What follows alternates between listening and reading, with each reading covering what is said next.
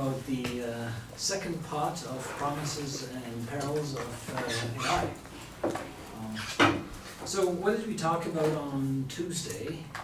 Basically we introduced AI and machine learning. I mentioned the fact that AI is actually an old technology. We started in the 50s already. In the beginning, the idea was to mimic human intelligence, trying to do things that normally, when we do them, it requires intelligence. There was a lot of hype, and then quickly there was a realization that maybe it's a little too much. We thought we could do things, but actually it's more complicated. Until the 80s. In the 80s we have the advent of an area of AI that took center stage, machine intelligence, machine learning in particular. This is about how to teach basically a computer to do a particular task without programming it for that specific task. And we saw many applications where that was very successful. Until very recently, about I would say 8 years ago or less, deep learning is becoming now very prominent. And deep learning is just a rebranding of a technology that existed from the 50s, except that today we can use it and it can give us good outcome. Why? So why this resurgence of AI? Now, well, we said that because we are collecting a lot of data, more data than any time before. We have new computers that have incredible performance.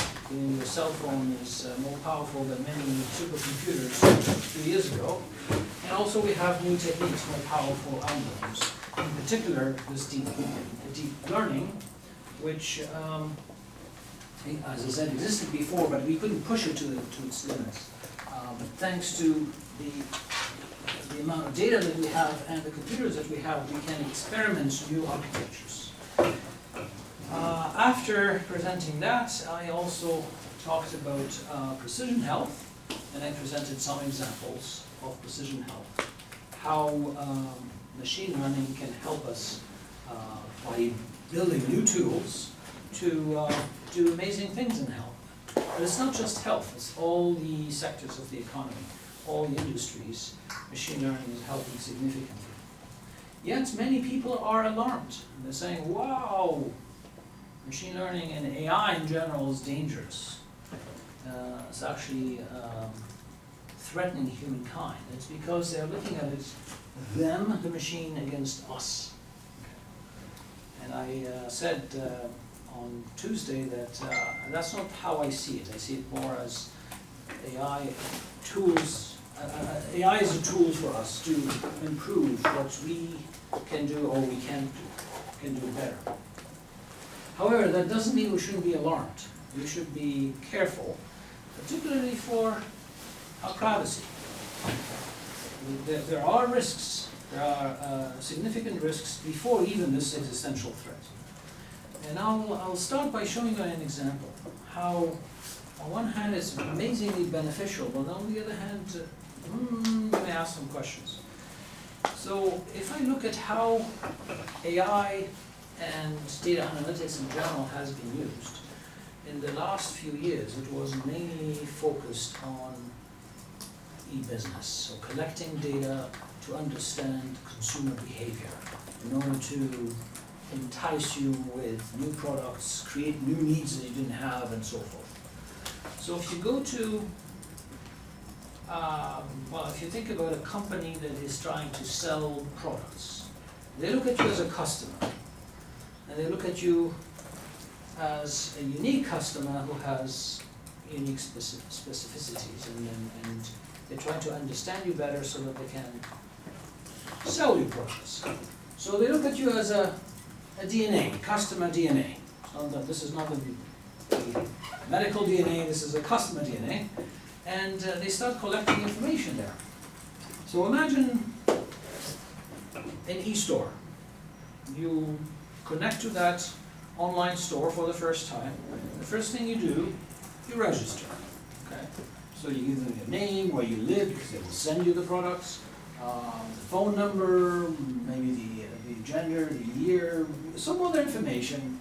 You think, well, that's legitimate, okay, I'll give them that. And you believe that's what they know about me, because that's what I volunteered to give them.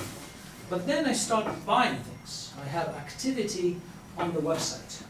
For example, I buy goggles, I buy a swim watch. Boom, they're already guessing something. This guy's a swimmer. I buy helmets for the whole family. Oh, they do activities, sports activities. I buy a coffee machine to offer to a friend who got married. That's grating noise. They think I'm a coffee drinker, not a coffee drinker. But still, they have a little bit more information about me. I buy these things, whether it's for me or somebody else. Then I have other behaviors. I may review products. I may comment on products and books and whatever. I may search on their website. I search for products. For example, I'm searching for home improvement. Say, oh, they have some idea about the fact that maybe I have a house. I have also friends now on the site. What they like, I may like as well. That's why we're friends. And it doesn't stop there. They may search online automatically with some crawlers, search information about me on Facebook, my communities I belong to, Twitter, what do I tweet about, what I retweet, and when I tweet, if I have my geolocation, they even know where I went. They may go to LinkedIn and see my colleagues, professions I had, Foursquares, all the places I went to. They even search engines. They may find information about my Flickr account and find my images, my YouTube. Even the Wikipedia documents that I edited, what I'm interested in. They may see the blogs, the news about me, or that I wrote, and they may even do what we call emotion mining and extract emotions from the text I wrote. Okay, so they know when I'm happy, when I'm surprised, when I'm frustrated, all this information. Does it scare you? Well, this is what is happening today. Whether you like it or not, they're collecting this information. The thing is that we can do the same thing, but we're not. In health. So in health, I can collect generic data like gender, name, age, ethnicity, whatever, but I have information from the electronic health record. Well, it's not electronic, most of it is on paper still, but we're getting there. I also have all the prescriptions. I have the medical images, the x-rays, the MRIs, all the different scans. I have lab results, but I also have genetic information. The SNPs, the metabolomics data, the microbiome, microarray data. There are other sources too. People have machines at home to measure their blood pressure, measure their sugar level, temperature, whatever, and they collect that information. So that information can be added in that DNA. But we also have smartwatches and smartphones and other sensors that collect data about our activities that can be also added there.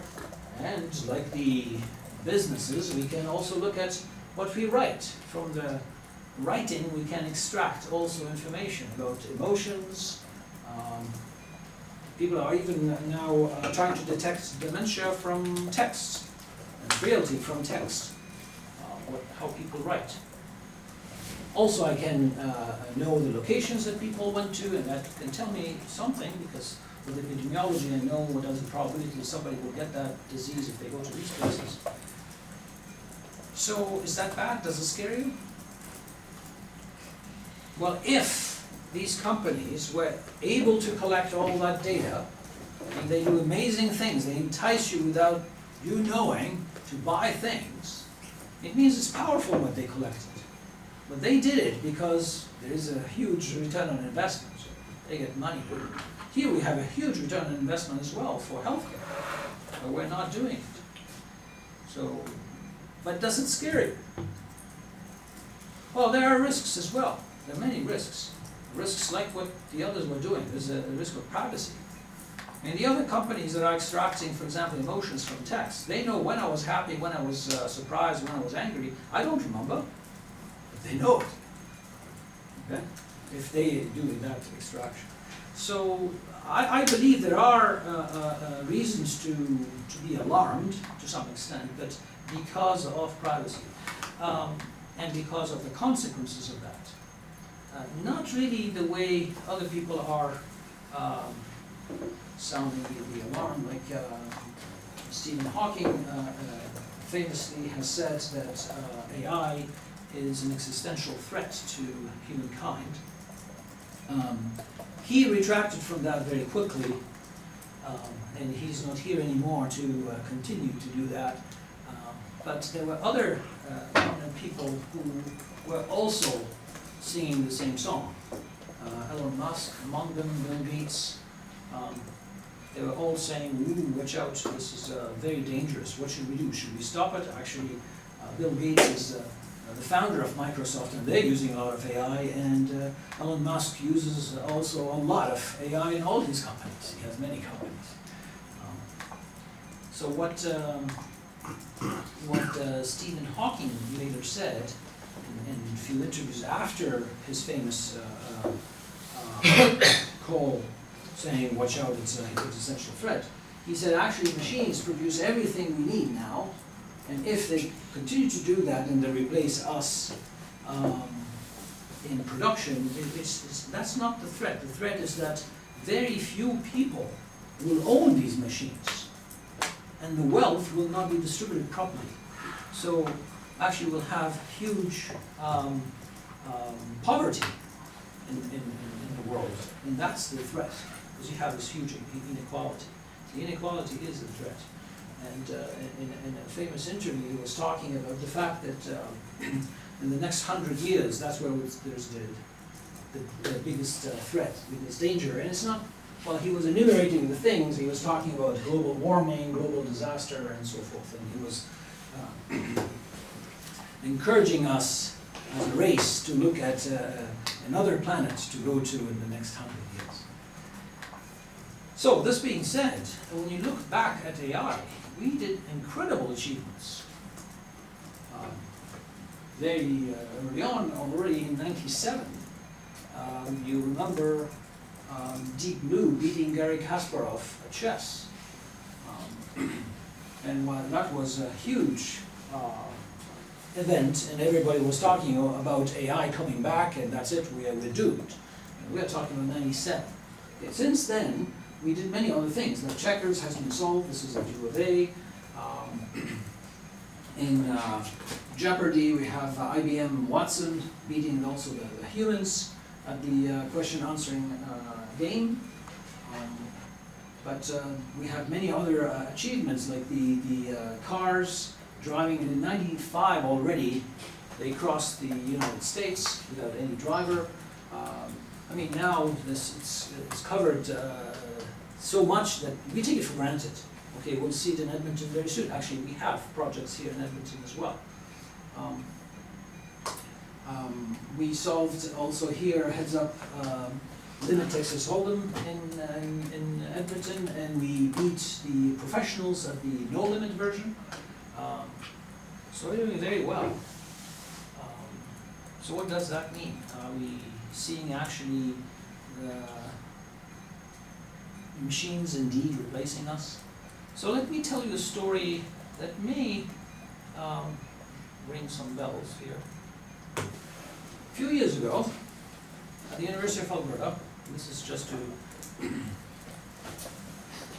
talk a little bit about Edmonton, David Silver, an Australian PhD student, came to U of A to do a PhD in computer science with Rich Sutton and Martin Miller. Rich Sutton is a pioneer in reinforcement learning, and I mentioned reinforcement learning on Tuesday. And Martin Miller, he's an AI expert in search. So search, when you have a search space, you don't want to search it exhaustively.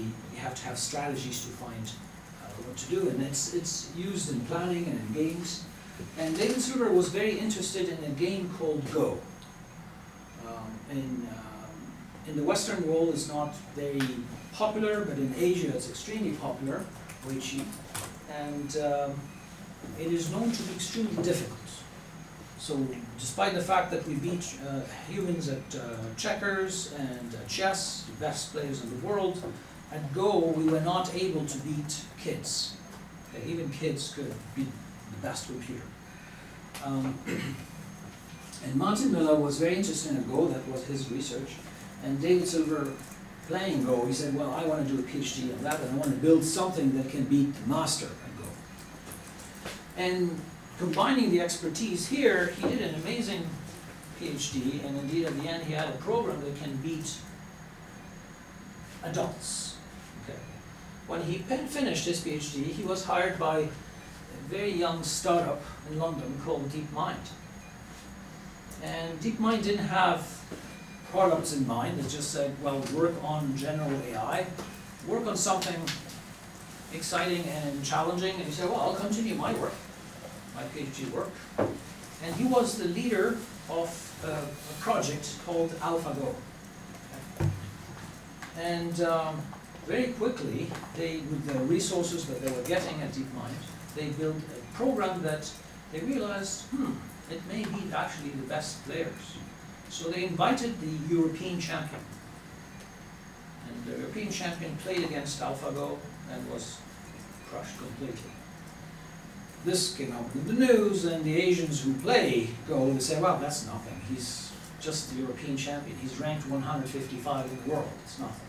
Our champions are here. So, you all know the story.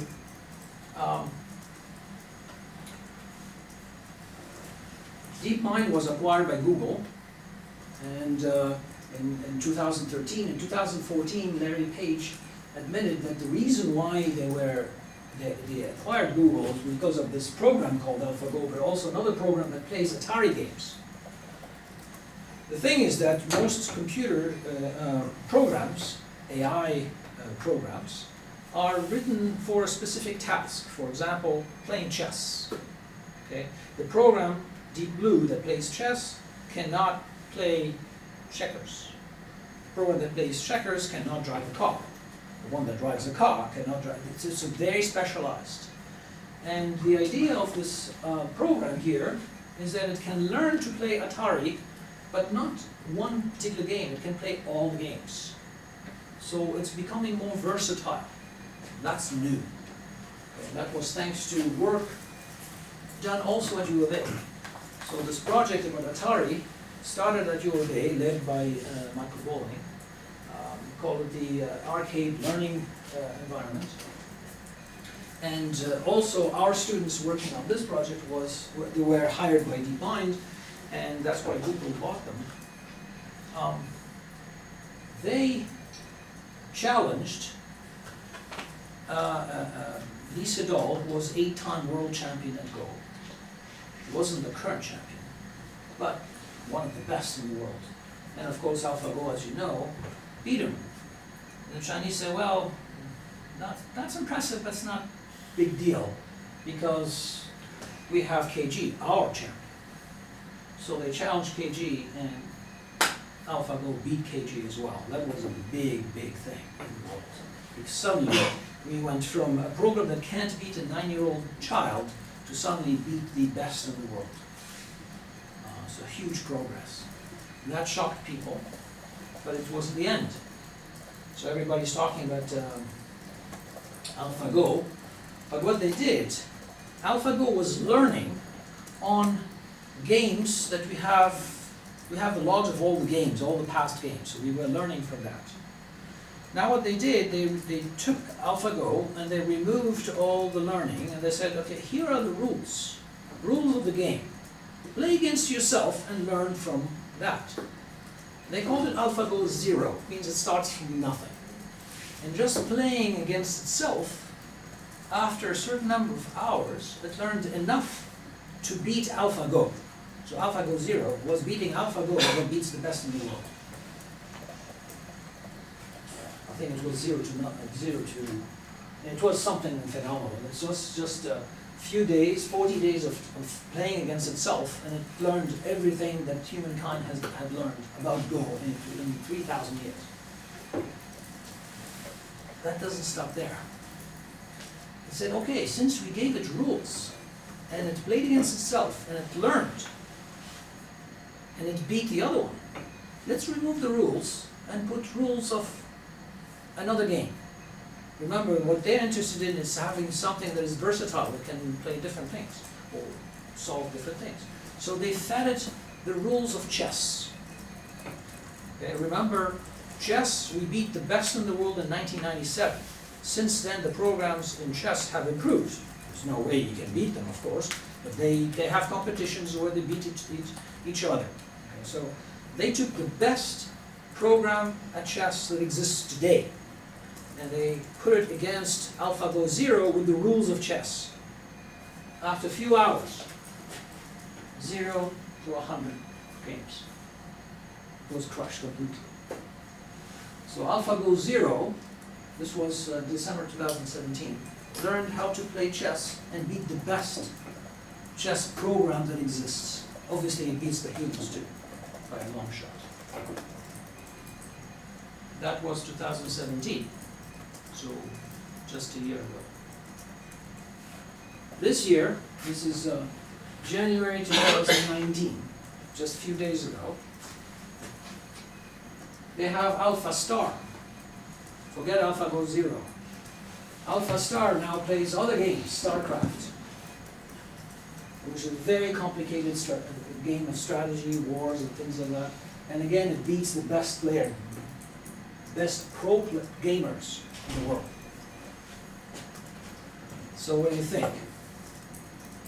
We're completely doomed. It's going at an amazing pace. It's very fast. From not beating a child to beating the best of the best of the best in all the games. Okay, you remove these rules, put all the rules, and voila, it beats the best. I think it's still too early to be sounding the alarm. That's a cartoon.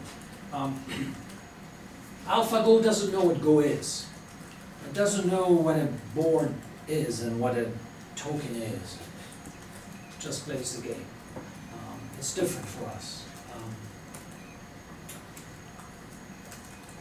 But still, on the outside, we can do amazing things. You have to open the box and see inside to realize it's not as amazing as it may seem.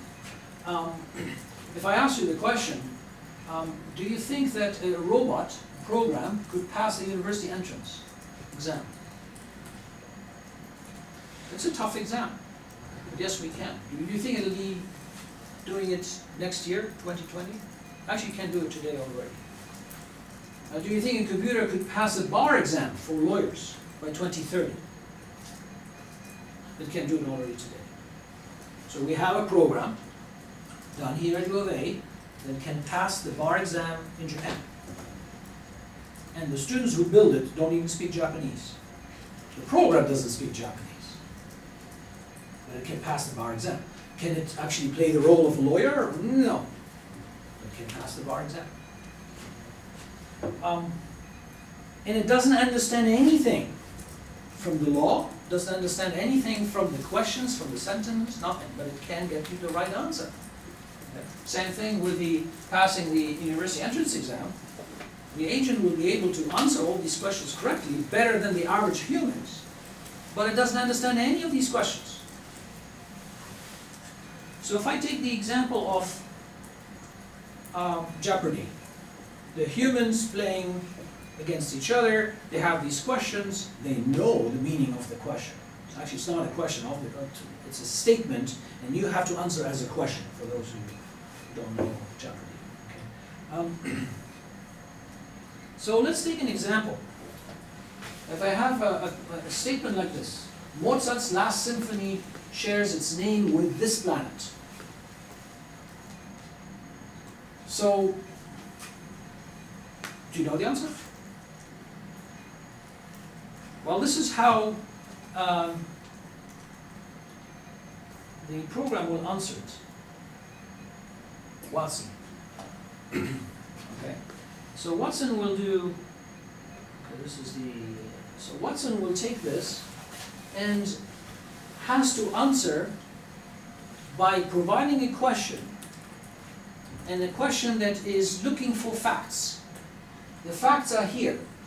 It's Mozart, it's a symphony, and it's a symphony that shares a name with something that we qualify as a planet.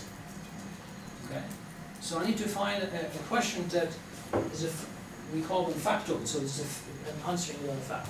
So what Watson will do,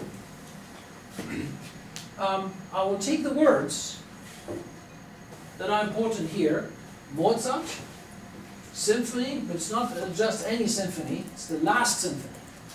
And I'll send it as a query to a search engine. Well, Watson doesn't have access to the internet, but all that information is already stored in databases, Wikipedia or whatever you name it. And then in that page, there's a page that has results, it's a search results. I'm looking at something that is the closest to my facts that I'm looking for. So here, for example, I have Symphony number 41, Mozart, Wikipedia. Okay? Download that page. This is the page from Wikipedia. Where are the words that I'm looking for? Well, will I read the page? Remember, the program doesn't understand anything. Not like us humans will understand and interpret this. The computers don't. So it will look for these words. I have symphony, I have Mozart, symphony, Mozart, symphony, symphony, Mozart. Last symphony. And I try to find the words that are close to these words, so in the same paragraph and sentences, that are related to what? Planet. So I need the list of planets. I will get it from another page. Okay. Here's the planets. Oh, I have them here. Mercury, Venus, Earth, Mars, Jupiter. Do they appear around there? And indeed, oops, do I have it here? I have Jupiter next to Symphony. So it's easy. I'll just say, okay, what is Jupiter? That will be the answer. And it's the same thing for true-false questions. Okay? I'm going to skip here because we don't have time, but basically, I have a question, what about, so for example, Charlemagne repelled that. Magyars, is it true or is it false? Okay. Well, I will extract information from different sources, and then I will rank the different possibilities, and the one that has the highest possibility, that's the answer. Magyar is lower, and I will say, oh no, that's false. Okay. And this can be done also with multiple choice. And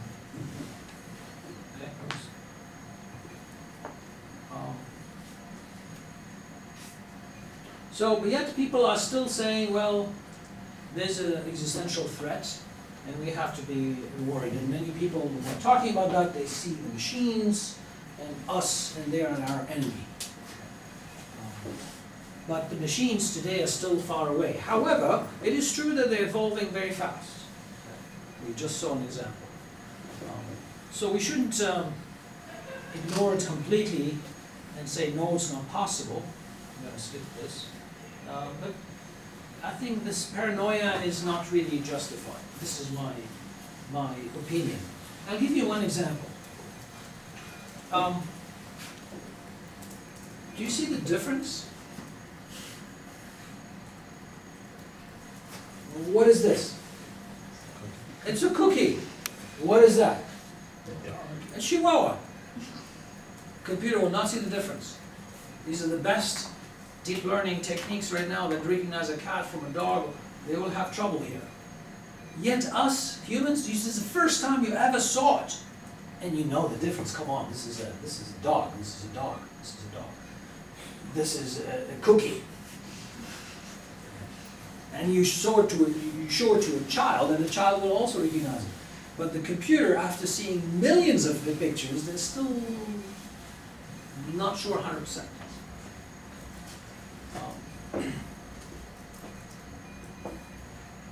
And this, I wouldn't say paranoia, but the people who are alarmist about the risks, it's not new. It's not just Stephen Hawking and Bill Gates and Elon Musk.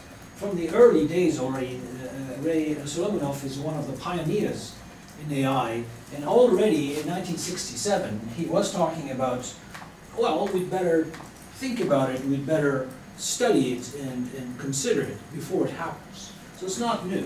Okay? And well, they thought about it seriously, and indeed it can happen, but it's not today. This is my opinion. We still should devote considerable thought to the issue. Don't ignore it. It's there. So many people are talking about the singularity, and in 2011 they were saying that actually the singularity will happen in 2040 or something like that. That was the Time magazine title. 2045. Now they are revisiting that again and again.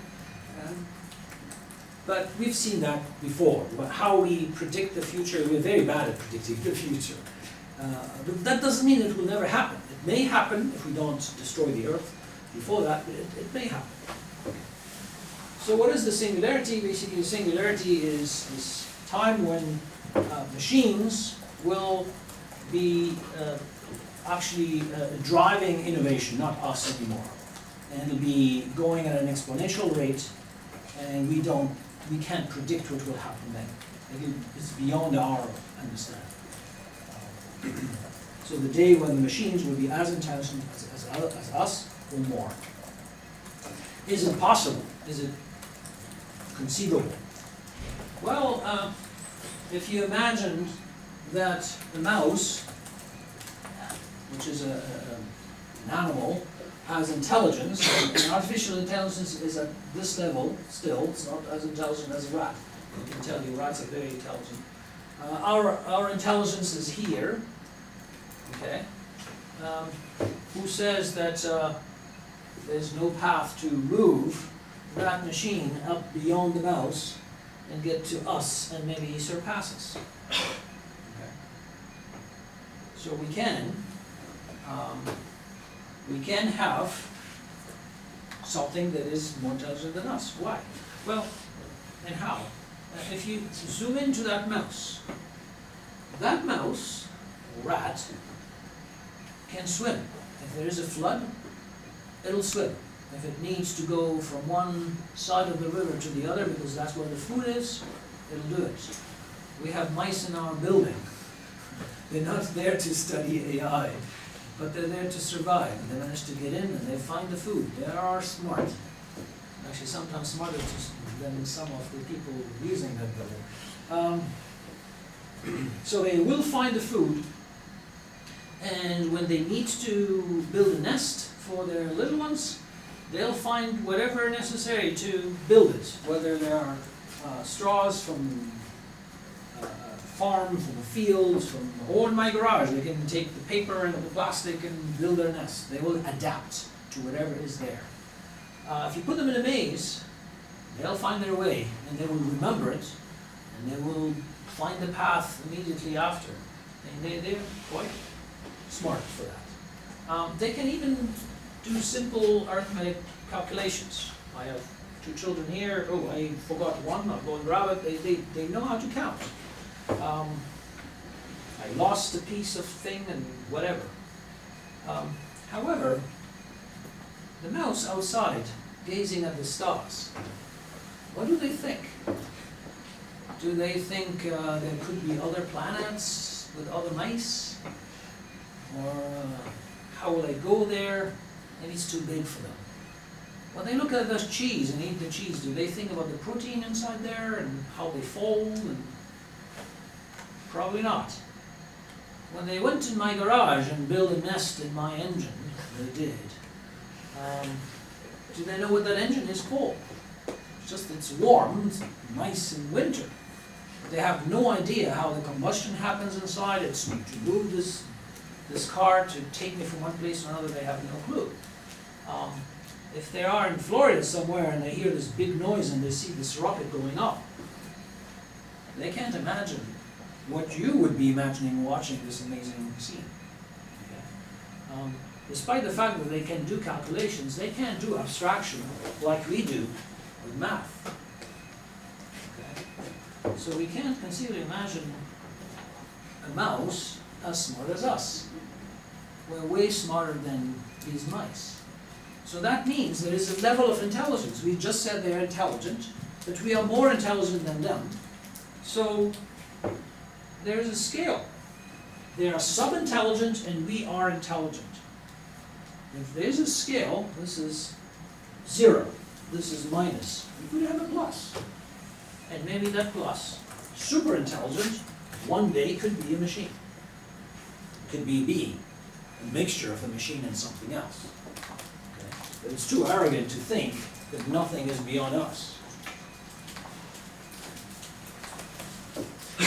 So, singularity, it is possible.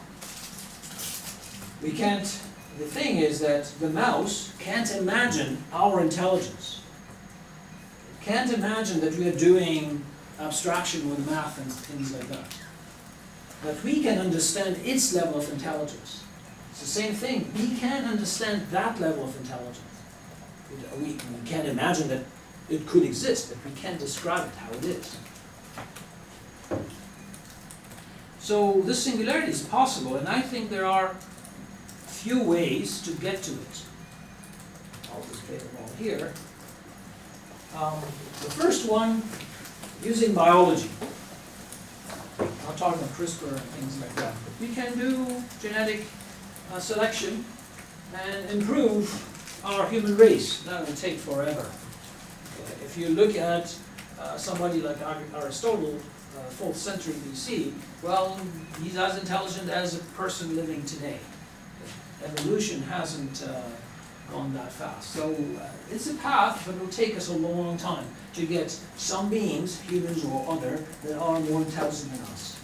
You can reach the singularity by creating an artificial intelligence that is exceeding human intelligence. It is possible, but it will take a long time. Because even though we have a hardware that is amazingly fast, our software is still behind. It's not catching up.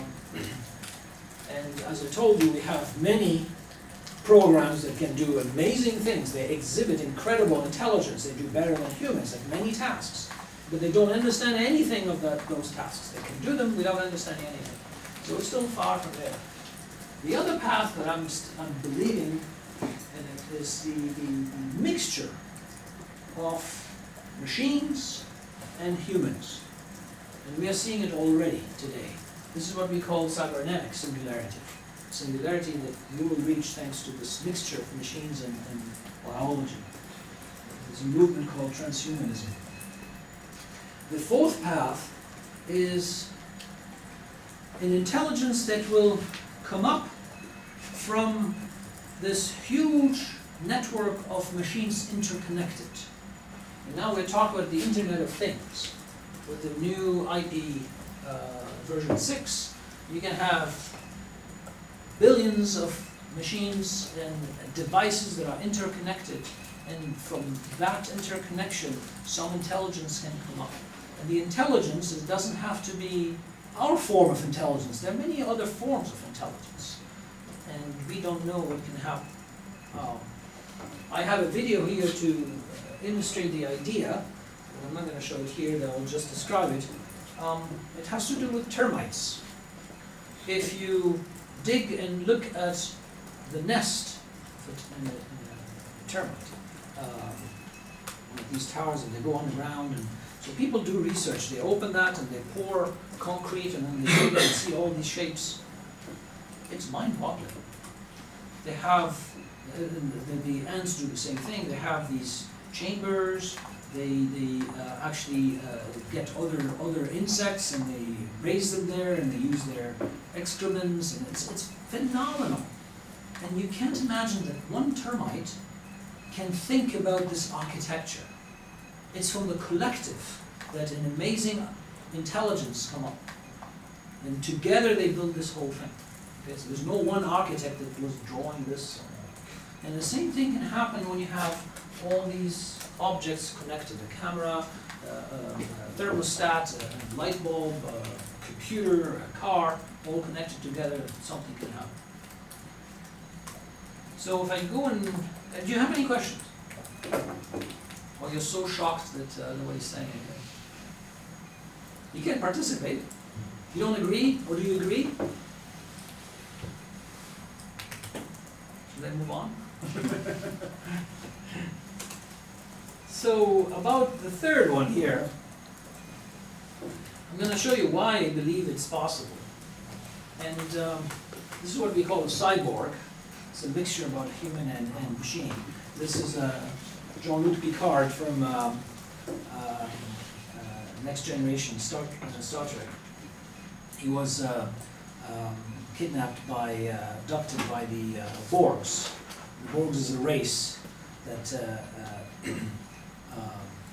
invades other planets and then assimilates them all, and then takes all their technology, and they live in a collective altogether, like the ants. So many people think about cyborgs as humans to which you add some mechanical things. We have already cyborgs living with us, with artificial hips, artificial knees, and we have many mechanical things with us. Fake eyes. If Patrick Pilarski comes to give you a lecture here, he'll talk about artificial limbs that are actually intelligent.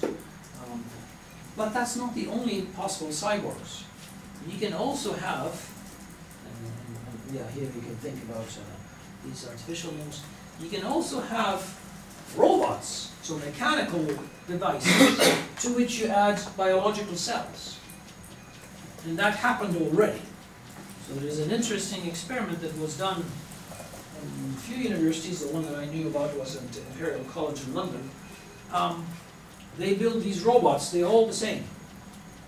And each one of them, they have, it's not here, it's on a plate connected to a computer. They put brain cells from a rat. And from these brain cells, they can control this robo-rat. Going left, going right, going forward. And the interesting thing is that these cells die eventually, and they replace them, train them again. And they notice that actually the robot now is not the same. It has its own personality. Okay. So even though you have these robots like cookie cutters, because the cells are different, you have different cyborgs. So the cyborg is not just a human with machine, it's a machine with biological cells. And we've done it already. Okay. So soon we will be talking about the $6 million man and the bionic woman. I don't know who remembers these. I mean, it won't be $6 million man anymore, it becomes $6 billion, it's more expensive.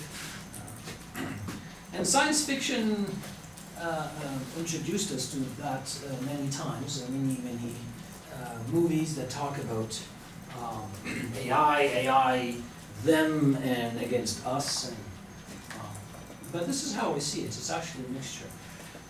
This is a representation of what a blind person can see today with an implant on the retina. So these are people who are not born blind, they lost actually their vision because they had how do you call this disease? There's an atrophy of the retina, I forgot the exact name of the disease, but anyways, they put a chip on the retina that is connected to the optical nerve, and that chip is wirelessly connected to cameras on the glasses that you wear.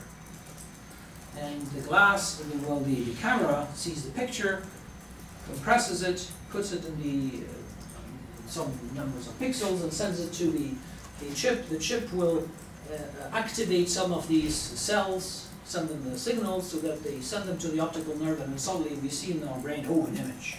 The early versions were like this, 4x4 pixel, when they improved 16x16, 32x32, you can already see shape. Somebody who was seeing nothing, now they see that. It's very similar to the idea of a cochlear implant. Cochlear implant existed now for more than 100 years. It's something that gets the sound from the environment, translates it to knocking on the bone here, and then you can hear the sound. So people who are deaf can hear. Okay. Actually, what we can do now with the cochlear implants is not what we did 100 years ago. These are connected with IPv6, so you can have an internet address there, and you can talk to it.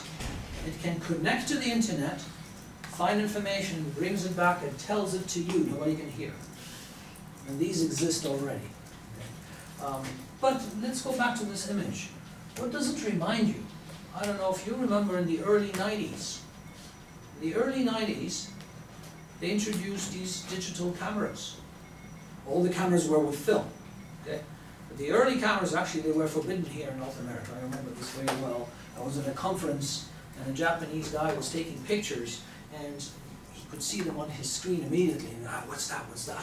It was a digital camera. Now everybody has a digital camera, but in the early 90s, that's what we could see. Well, it was more than 32 by 32, but still. And this is grayscale. Soon this will become in color. And soon this, what the blind people could see, will become 2 megapixels, 10 megapixels, 30 megapixels. Who knows? Okay. I'll let you think about that. This is the chip, how it's done, how it's put on the retina inside, and there are many companies working on that already. This is the output of on the screen. This is a simulation of what one person could see for this image. This is an Australian company. So it's coming. But what I wanted to show you is just to make you realize how important this is and why cyborgs not only are here, but this is getting more and more sophisticated. And why we will choose to become cyborgs. This is a picture taken in 2011, so 8 years ago. 8.5 years ago. This was taken in Vancouver. It was the Stanley Cup final in Vancouver, and not everybody could get in the stadium. So the CBC had these big screens on the street, and the police knew that if they lose, the Canucks lose, there'll be a riot. If they win, they're so excited that things will happen too. Okay? So they placed pictures, the cameras taking pictures. And this particular camera, do I have the information here? Is 70,000 by 30,000 pixels. So it's 2,100 megapixels. It's definitely not the one that you get on your smartphone, yet. Okay. But this is technology that existed 8.5 years ago. So what can you do with that? Well, you can notice the guy who was sitting here. Do you see him? No. Well, but if I zoom in right there, this is what I can see. So do you see him? He's up there. Oh, you still don't see him? Well, we can zoom in. There. So if I was using a normal camera, okay, so I can zoom in even further, that's the person. I can now notice. He was there, dot. Now I can see him. Okay. If I was using like 10 megapixel camera, this is what I would see if I zoom in here. Nothing much. But now imagine, for 1 second, if the technology for these blind people was able to give them this kind of vision. Wouldn't you be jealous? He or she can see that and I can't. They can zoom in. Hey, wait a minute, you can have also an infrared. So maybe they can see that at night in the dark. And I can't see that. So this camera here, 8.5 years ago, it's nothing. Here's a picture that came out this year. 195 billion pixels. This is a company in China, so they showcased this with the picture, a 360-degree picture from Shanghai. And these two people, see, we see nothing, and then you zoom in, zoom in, zoom in, zoom in, you can see them. So imagine if you were able to do that with your eyes. You're sitting here, you can see the newspaper and read it from 300 meters without any effort. Well, you can play this by going to the website itself. I'll show you the website. Oops, here. And yeah, you can, oops, can I zoom in? I don't have a good, okay, it's designed for tablets, so you can do it with your fingers, but you can zoom in, and how do I go down? Anyways, you can go to that URL and play with it. You can go 360 degrees. Oh, here. So I can go down. This is the place that they went in, but I can zoom in, zoom in, zoom in. It's insane. Imagine you can do that with your eyes. And now you can see the license plate. Come on. Anyways, you can zoom in even further. I can't do it anymore, but you can even read the license plate. Because in China they don't hide it. It's, sorry. Again. Close. No, not yet. Anyways, you can play with that. It's phenomenal. So imagine you can do it with your eyes. Or your neighbor can do it and you can't. When you go and say, well, I'm going to change my eye. And the same thing happens with your hand. So imagine your hand can turn 360 degrees like this. And when you hold the screwdriver, you don't have to turn anymore. Oh, when I press that button, my hand telescopes there.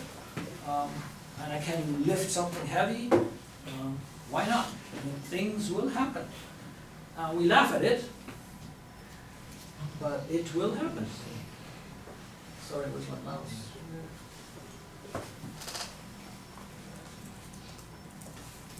Okay. So the future is already here, it's just not evenly distributed. And people have started doing, because we don't have rules, we don't have legislation, nothing. You probably heard of companies that offer to their employees to install a sensor in their skin. You can ride the LRT, for example. You don't have to have a card or anything. You just pass your hand. The sensor has the size of a grain of rice, and it's not rejected. It's here in the skin. Some people put it in the ear. And some companies offer it to their employees. They can open doors. They can buy from the vending machine.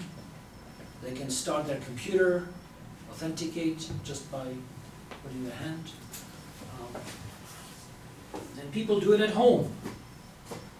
This is called body hacking. They hack their own bodies. In this particular case, they're putting a sensor and LED lights underneath their skin. And when they pass next to a hotspot for Wi-Fi, it turns on red light.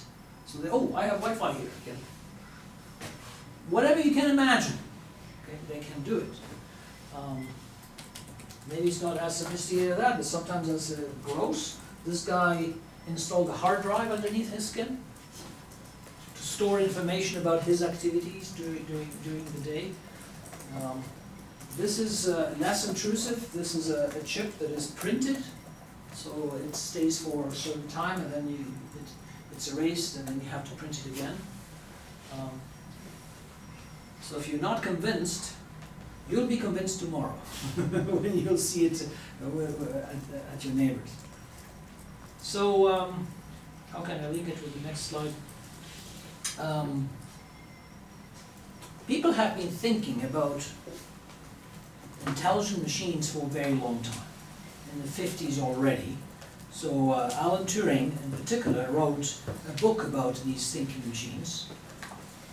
And in his book, he talked about how to figure out that the machine is actually intelligent. And he devised a test called the Turing Test.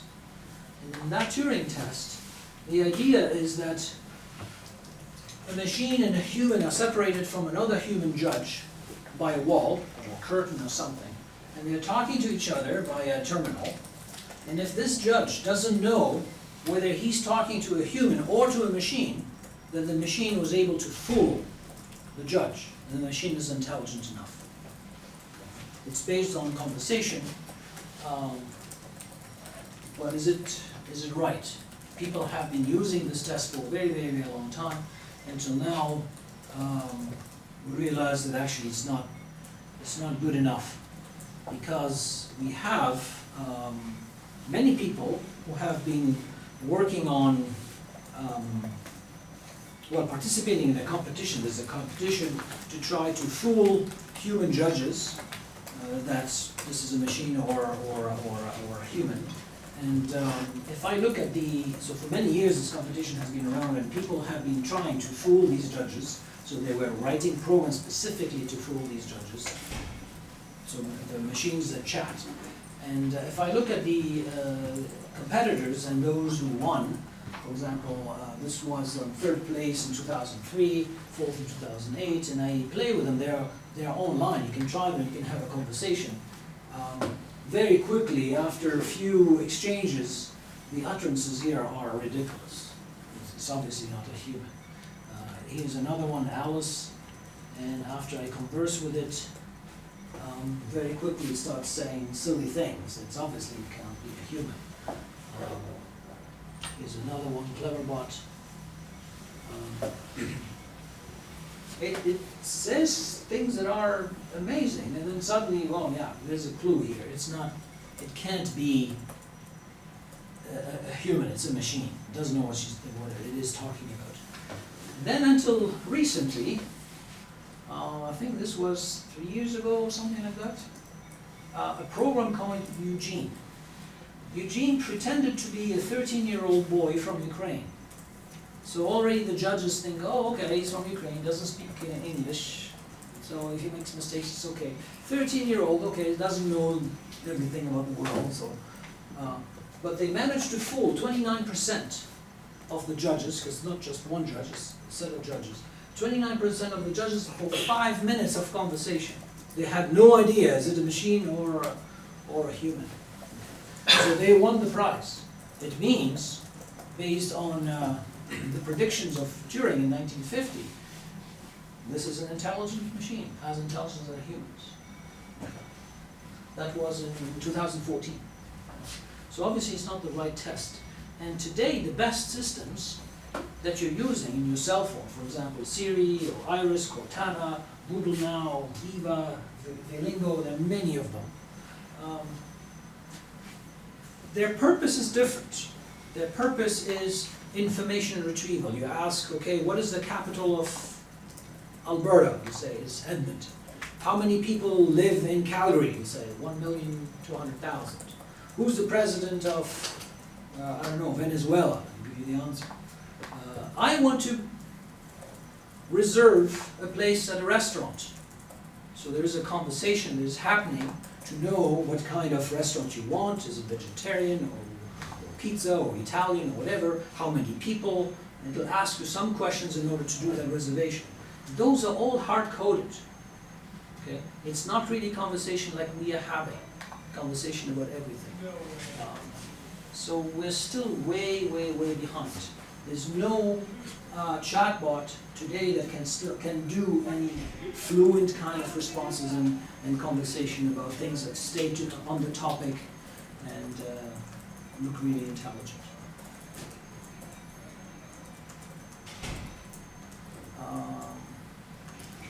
Okay, we talked about intelligent cars. How much time do I still have? I want to hear from you. I want to hear your reaction. You seem to be stunned. Yeah, we have 21 minutes, so you could get some student reaction. So I talked about the driverless cars.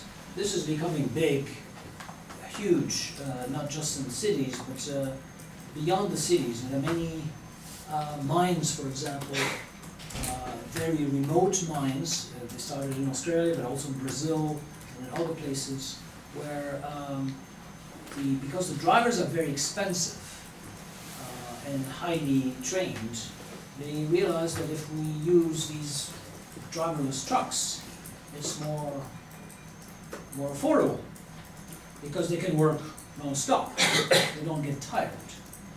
More than that, they did studies and they realized that if I use driverless cars, I need less maintenance because they're predictable in the way they turn, the way they brake, and so forth. So when maintenance costs less, and when it's in a mine, it's a private property, you don't have all the cars driving in all directions. So you can really control them. And it's coming at very quickly in many, many, many cities. And these are amazingly smart cars. What other applications I had here? I want to stop here. I want to hear from you and hear your questions. Yes? I was curious the details for that competition thing to do the Turing test. Yes. So like, I could, like some human can also act dumb, right? Is that like part of the program? So, or no, the program wants to be human, but I mean, you have to like intersperse like real people, right? So the test is you have judges, a certain number of judges, and then they converse on the computer with somebody else. That somebody else could be you on the computer answering, or it could be an agent generating the responses automatically. And they're not questions, answers, they're just statements. It can be questions too. Okay, so they can ask the agent or the person on the other side, how old are you? Say, I'm 13. So Eugene was answering, I'm 13, it's hard-coded there. The person will say something. Where are you now? Whatever. So these are general conversations, and the agent had to, or the person had to answer. The agent had to generate it automatically. And typically the way they do, well, the early versions, they were looking at the previous sentence. Then they started looking at the whole context, a certain number of sentences before, and generate an answer from that.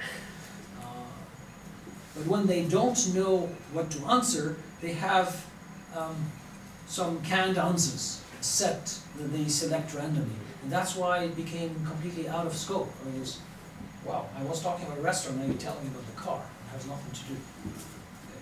We humans do it sometimes, but it's still in context. But the agent, when they do it, it's obvious. But like, can we like, are they just hiring, because you have to intersperse between the... Disperse? Like, it's not just a robot, right? Sometimes they put in a human. Yes, they do. Yeah. So I'm saying a human can act dumb, right? I'm sure That's I true. can act. That is true. That is definitely true. Oh, so is that also a test? Like the judges? I don't know, because that's not the purpose. Yeah, that's not the The purpose. purpose is not to find the dumb people. But like I could act like a robot. Yes, that's for sure. You can. Okay. I was just... But the purpose was for those who wrote the programs to fool the judges that they are actually as smart as humans, that they answer like humans. You can't fool it the other way around, Yeah, indeed, but that's but- not the purpose. But then like you couldn't tell, right? Like... Yeah, so I think they hired people to say they're volunteers, just have a conversation. Oh. Yeah. So in all of this, I'm trying to think what sort of entity the supercomputer would be. And, you know, whether it's a rat or a person, you know, there's that I, there's that entity that, so when I imagine all the data they're collecting from me, like it's out there, Yeah. but is anybody looking? You know, and so if the AI happens to perceive my, you know, all the sites I visited and things I bought and comments I've made, is it relevant if it's there but nobody's looking at it? And that's sort of the question that We comes don't to know mind. who's looking at it. So sometimes, if they are very interested in you, they will look at it. If you think about security, national security, police, and so forth, they are looking at a particular person.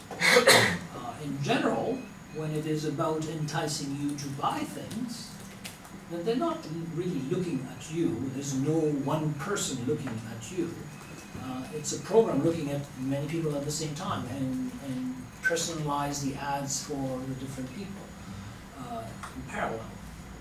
So the program is not just investigating you. Yeah, but I feel that my privacy is still being protected until the moment when an actual entity or person starts looking at it, then has the knowledge. Yes, but there's always that risk. So how many times did we hear that there was a breach? This company collected all this information, or passwords, or medical records, or whatever, and then suddenly it's in the open. Then I don't know who's looking at it. More importantly, I don't know what they collected about me. Maybe things that I don't even know, and maybe things that are wrong. That's an issue. Well, and then you use the language of the machine will know what you did, it knows where you've been. Yes. I mean, I think the information is in there, but there needs to be an entity that knows. You know, and that's what I'm struggling to find. Where is the entity? I mean, is it akin to the soul of a human being or an animal? Where is the subject, the actor, in the computer?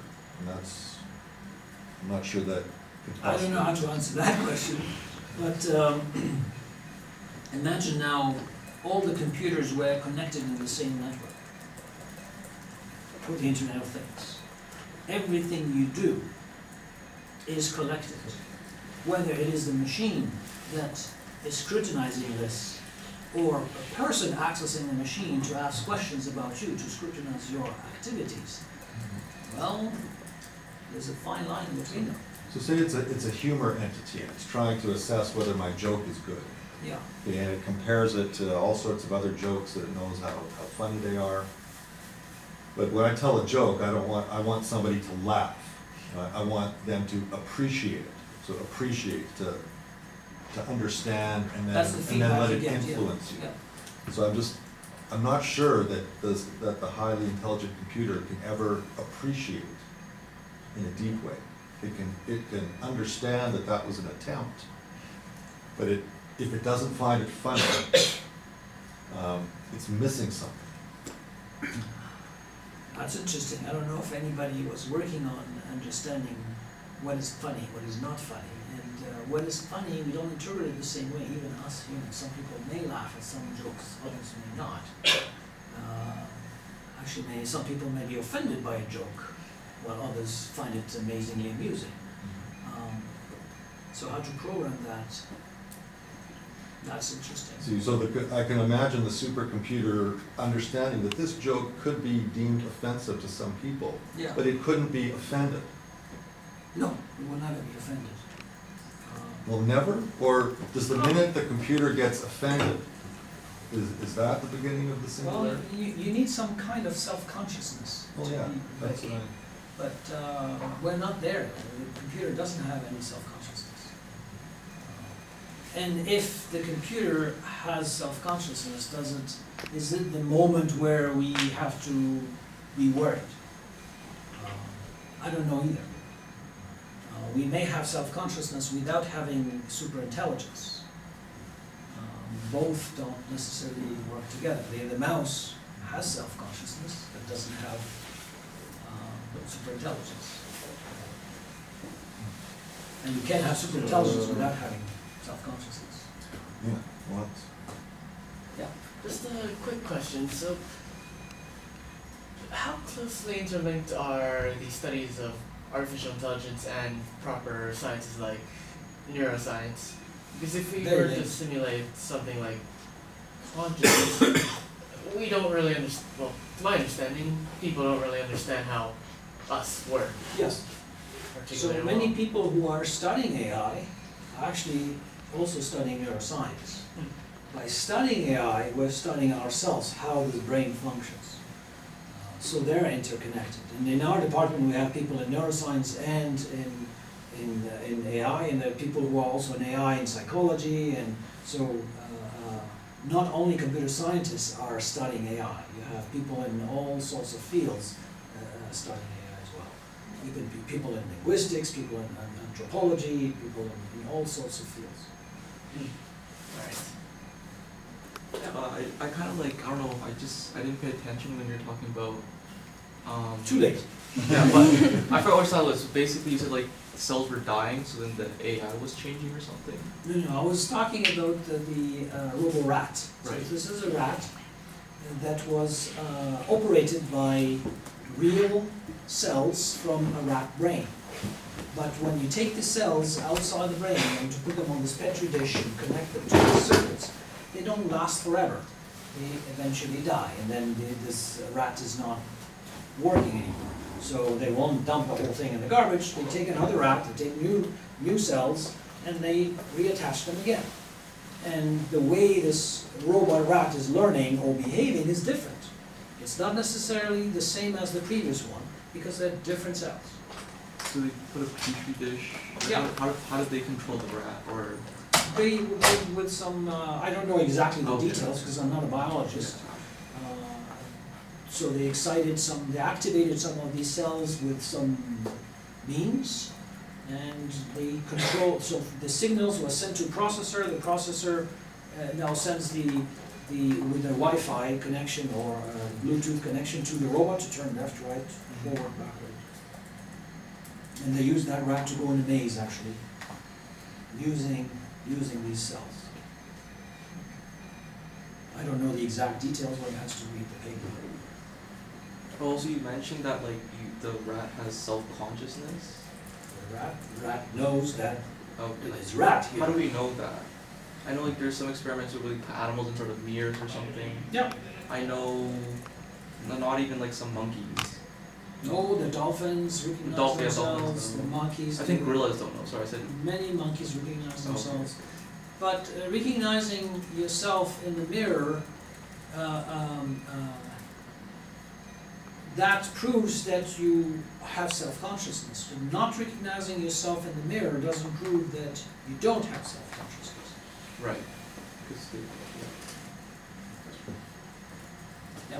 To what extent is our gaming AI, such as AlphaGo, 0 is hard-coded and soft-coded? So AlphaGo would be, I would assume, more hard-coded than AlphaGo No. 0. No. Or how does that No. work? So AlphaGo learned from previous human experience.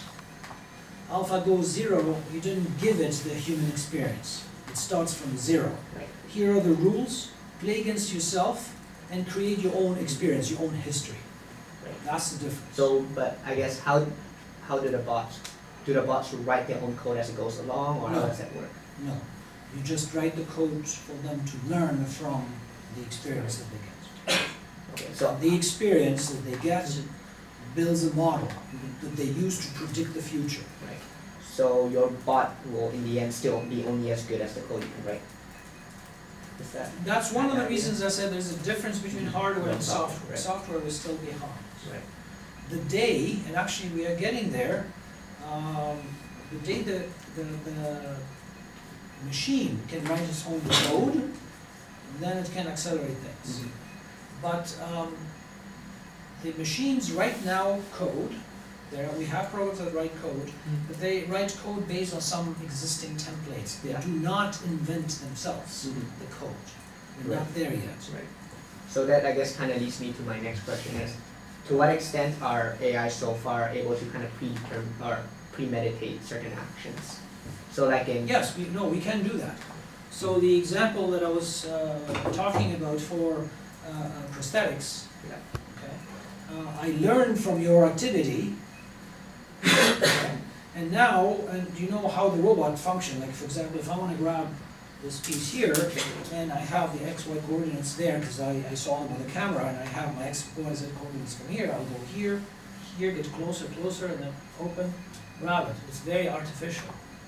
And now, because I'm predicting your actions, for example, every day you're in the car, you do this, I know you're gonna grab the stick shift. So rather than doing this, and open and grab, I will do it more naturally. I predict that action, and I already start opening my fist to grab it. It becomes it flows naturally. And I do that with prediction. When I'm also putting your email in the spam folder, it's because I predicted that Right. you will actually dump it. Okay. So why bothering you? I'll dump it for you. I was just thinking in the context of video games such as StarCraft. Yeah. Do the bots, are they able to create traps against human players? You know? Because Oh, I a trap see. is a I big don't play planning games, and I system. don't know that. I Yeah. don't know that game well enough to comment on that, but I assume it does. So by building a trap, and people fall in there, they get points, and that points is a reward. So they learn to maximize that reward. They will build these traps in the right places. And how do they do that? By playing against themselves for a long time. That they realize by creating Yeah. creating a trap is one of the actions that they can do. So in the beginning they may do it randomly, But when they do it, they realize, oh, actually it's working, I'm getting more points, so I'm gonna do it more often. And if I do it here, I'm not getting points, but if I do it here, I get points. And because they play against themselves so fast, that in a few hours they can do years of playing games, like years of our time. And they become more experts than the players themselves. Yeah. So like AlphaGo was it that it taught itself to play because you put in the rules. Yes. Now I don't know how to code, I don't do any coding, but is it also like a rule? I heard it's like a language. So can we like teach? Language. Isn't that what like coding is? Is it just a bunch of rules, brackets? Like I don't know anything about it, right? My friends do that stuff, but I mean if it's like Yeah, well, a language, a programming language is a language. right. But it's a language to tell the computer to do basic operations. Add this with this. If you have this condition, you subtract this from that. So they are basic operations. The language to express a set of instructions in a special sequence, either repetitive or with conditions and things like that. That's the language. And the language doesn't go to the level of how to interpret this rule and how to play it. Yeah, and how but to you not. taught the AlphaGo chapter, you taught the rules, right? Yes. So like if the language is also a rule, can we put in the Well, the rules will say, here are the actions that you're allowed to do. Remember when I talked about reinforcement learning, you have a set of actions and you have your world. And if you take an action, you do it, something happens in the world, the state changes in the world, and you get a reward. The reward can be positive or can be negative. So if it's positive, I'll do it again. Because my goal is to maximize the reward. If it's negative, I'm not going to do it. But what I do now, if I do it later, may not be appropriate anymore because the world changes. So I learn what actions to take in what condition. And if I do it enough times, then I will learn some kind of policy, which action to take when, such that I get the maximum reward. So the rule is just telling me here my actions that I can do when I am in this condition. Or these are the actions you cannot do when you are in this condition. It's like in chess, the action you can do is you can move this, you can move that. But you can't do this when you have this one, whatever. These are the rules. But programming also has rules, right? I can't just add like There are different kinds of rules. so you're saying it would never work, or like just teaching, like just putting in the rules and conditions of writing code, right? Like you have to follow the rules, right? No, that's not how we write code. Oh. So you, in computer science, you have a problem and you want to solve it. It's a problem-solving thing. And the problem you solve it algorithmically. You explain, say, I do this, then I do that, then I do that. That algorithm then is translated into code, whether it's Python or C or whatever. So you need to tell, the algorithm is expressing every single basic operation. You can't explain how intelligence is in basic operations. We thought we could. That's what, in the 50s they thought we could do that, but we can't.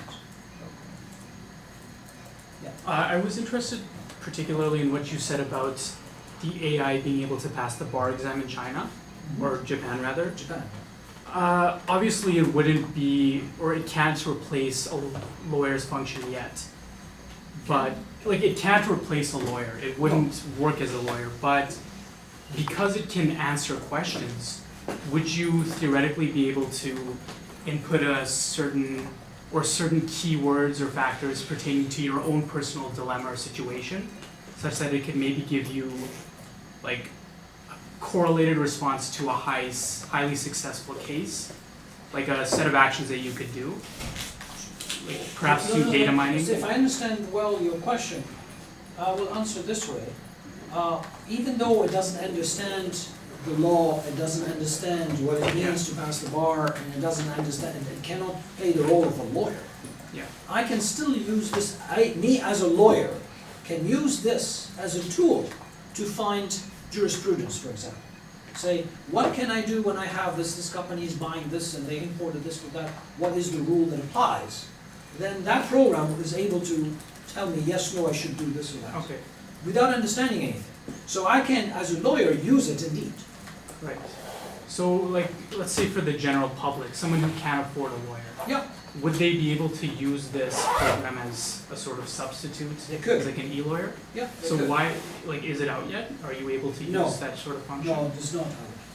But it could be used, indeed, we have to tweak it for this other purpose, because you have to have a way to ask it questions Okay. and answer in ways that the common Joe can understand. Am I allowed to do this, for example? Yeah. And then it tells you, yeah, there's a rule that says you can. Or no, you can't because there's a rule that says you can't. Yes, can be used that way. Okay. So We it seems like haven't. the So technology is. for now, we used it in a competition where you have this exam and you have to get an average that is higher than a certain threshold to pass the exam or not. Mhm. And all the questions are typically yes, no, or multiple choice questions. Okay.